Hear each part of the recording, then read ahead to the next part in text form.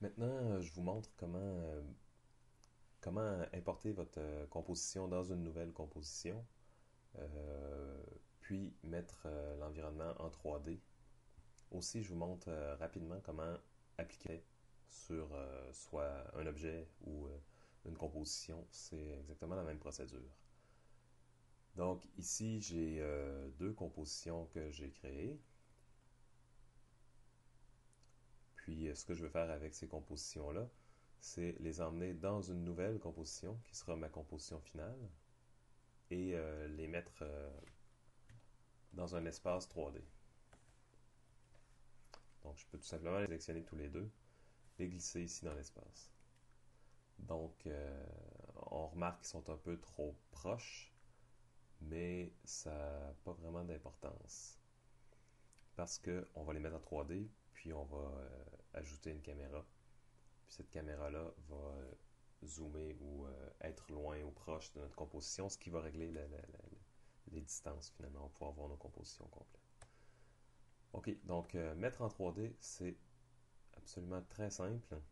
On a ici une petite case où on peut cliquer, puis voilà, nos compositions sont en 3D. Donc pour l'instant, ça fait pas une très grande différence, mais du moment si on choisit ici en bas de notre fenêtre de visualisation 2, eh bien, on peut voir que dans l'espace en haut, euh, on, on voit nos compositions. On ne voit pas grand-chose puisque c'est un plan plat finalement. Mais on peut les déplacer dans l'espace. Donc, si vous avez vos deux vues ici de la vue de haut, ici, c'est indiqué ici, et la vue selon la caméra active, comme on n'a pas de caméra pour l'instant dans notre scène, ça prend par défaut la vue de face. Donc, certains se posent des questions des fois, pourquoi si ici, par exemple, on voit exactement la même chose dans les deux, même si on a une vue de haut, ben, c'est tout simplement quand notre 3D n'est pas activé. Une fois qu'il est activé, là, on voit de haut. Donc voilà, je veux peut-être distancer un peu mes calques les uns des autres. Donc ici, dans la vue de haut, vous pouvez y aller par la vue de haut ou par les options de transformation du calque, de la composition. Donc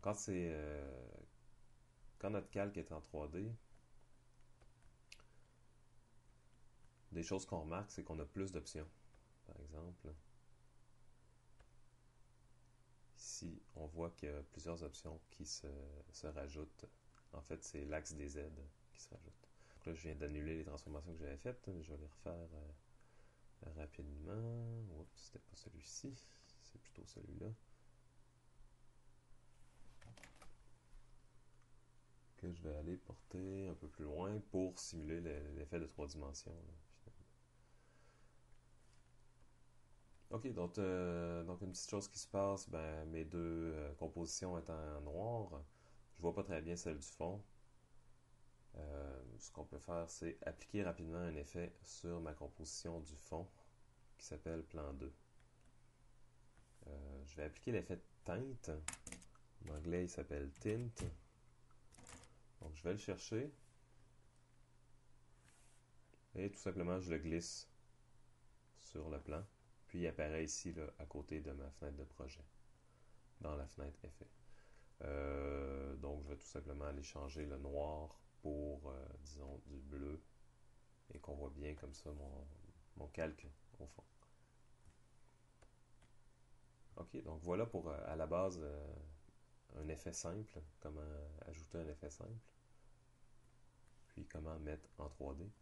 Petite dernière chose que je montre, où aller chercher une caméra. Dans Layer, New, ce serait dans Calque, Nouveau et Caméra. Donc la caméra, on peut garder les options par défaut, ça fonctionne très bien la plupart du temps. Si on connaît ça, oups, je vais l'amener ici qu'on la voit.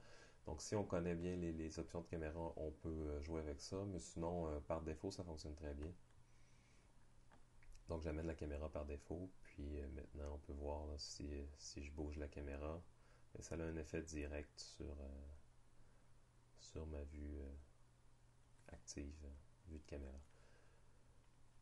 Alors, voilà pour tout ça, je pense que ça fait le tour. L'importation, pas l'importation, la mise de plan en 3D dans l'espace, la caméra, puis l'application d'un petit effet.